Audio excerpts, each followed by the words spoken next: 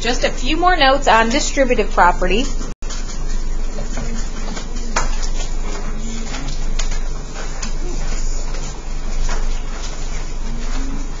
And today is the 20th. Again, this can follow order of operations, but the point today is for us to actually practice distributive property.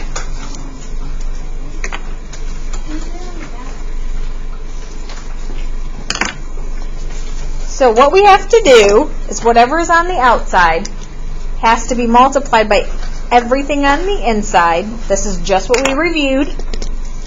I'm going to do that in pink so it stands out if it's a different color.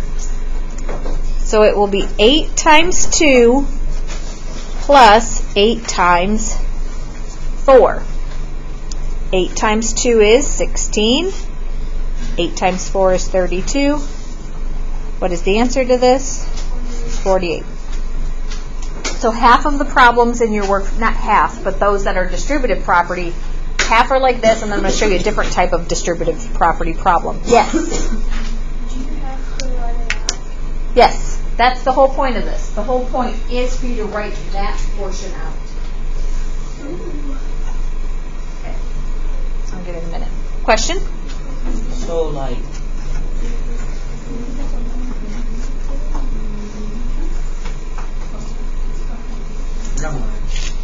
all right. Next example, number 2. Again, this means 5 times the 2 and 5 times the 7. This is to practice distributive property. It's 5 times 2 plus 5 times 7. This is the important part. This is showing me that you can rewrite it, because this is on your test on Friday. This is 10 plus 35, which your answer is 45. And I know you can look at that and say, well, that's 9 times 5. So that's a fast way to check your answer. However, on your work for today that I'm about to give you, you have the reverse of this. They will give you something that looks like this. So go ahead and write that down. So now, instead of going from this to this, we are going from something like this, and we're going that way. We're writing it like that. Okay, so they gave us this portion now. They give us this, and we have to make it look like this part right here. Okay, so you're doing opposite. Okay. And then you'll solve it, and you can just solve it using order of operations. So let's take a look, and we'll do a couple of these as well. What number is common to both of these? The 3. That's the number that goes on the outside of the parentheses. And see these two numbers? These are the numbers that go on the inside of the parentheses. And see the operation? So you're going to add them. 4 plus 2. 8. This is, some people think this one's easier. Then you can just do 3 times 6, which is 18. But this is to practice to make sure you understand the distributive property. So let's do one more.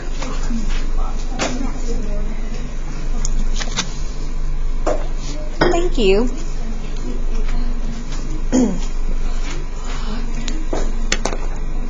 And again, you want to make it look like the example we just did above.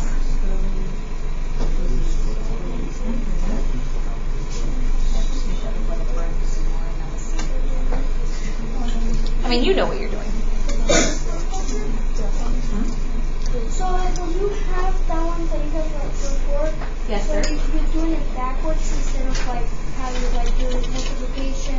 So you do multiplication and then sometimes we do multiplication, adding and multiplication. Yes, you're going to do them each way. You have examples like 1 and 2, and you have examples like 3 and 4. So what number is common to both? 7. 7. Then you have parentheses. What goes in the parentheses? 3 plus 5. So you understand different ways of doing this. And then 7 times, which is 56. All right, so I'm going to show you your work for today so we're clear on what we're doing. If you have your work from yesterday, if you didn't finish, but I already heard that some people over here say they already finished it. This is numbered all over the place because we had to piece it together to have, yes, from different resources. So 1, 2, 3, and 4 matches exactly what we just did. 1 and 2, 3 and 4 are examples to help you with 1 and 2, 3 and 4. So don't put your notes away. The purpose is for you to use them. Use the distributive property to rewrite, then evaluate, which means to solve. Number 1 again. It says, is subtraction commutative? If not, give a counter example. Commutative property states that it doesn't matter what order you add two numbers in. So, will it matter what order you subtract two numbers in? Yes. So let's see. Pick two numbers for me. 8 and 15. Okay, so 15 minus 8 is what, class? 7. Now, let's switch the order. What's 8 minus 15? Negative 7. -7. So is subtraction commutative? No.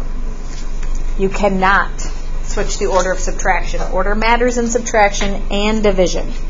And I'll put this back up once you get this worksheet. This 2 through 8, you're just naming the property. 14, you're identifying which of the 4 is the identity property of addition.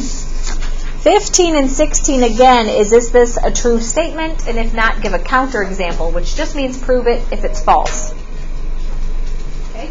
This is for culture. Yes, ma'am. I have Edgar's binder in my office. I don't know if you need it or not. All right, thank you. We'll send them down. All right, thanks. All right, so really quickly, let's look at 15 and 16. The sum of two odd numbers is always odd. Add two odd numbers in your head right now. Okay. Tell me the answer you got. 10. What did you just hear? All what kind of numbers? Even. Even. So it doesn't matter. So is this true? Yes. No, this is false. Correct. So then you would, whatever you just thought of in your head, that's your proof that that is not true. Now, the product of odd numbers is always even. So take two odd numbers and multiply them in your head. Now say your answer. 49. 1. Okay, I heard odd numbers. So the product of two odd numbers is always even? False. But you have to provide an example. So if you did say 3 times 3, 9 is odd. Correct. Oh, might be good to practice those odd squares since your test is tomorrow. These, again, name the property. This is just, again, what we practiced in our notes. And then use the distributive property again, but with subtraction. And that's the same thing. Let's do number 27. What number is common to both in number 27? 9. Guess what goes in the parentheses? 7 and 3. 7 minus 3. And then you just do this. That's easy. Because you guys are smart. It should be easy.